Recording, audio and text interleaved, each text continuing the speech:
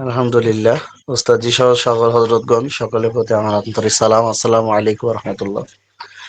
আমি তদ্বির জগতে নতুন। আমি মুফতি নাঈমুল ইসলাম সাহেবের কাছ থেকে আসলে আমি কোর্স করছিলাম।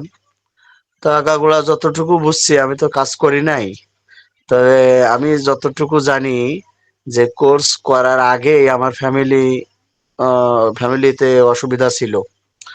আসলে আমি উস্তাদের সাথে সম্পর্ক ভালো হয়নি, কেবল ছাত্র হব এতটুকু কথা দিছি।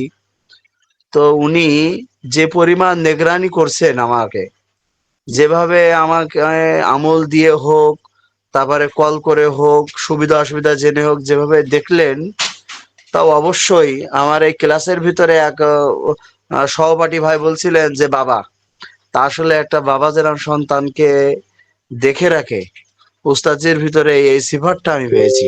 আলহামদুলিল্লাহ। আমি আল্লাহর কাছে দোয়া করি, আল্লাহ রাব্বুল আলামিন উস্তাদজিকে জাযায়ে খায়ের দান করুক, নেক হায়াত দান করুক, আমলে এলেমে আল্লাহ পাক বরকত দান করুন।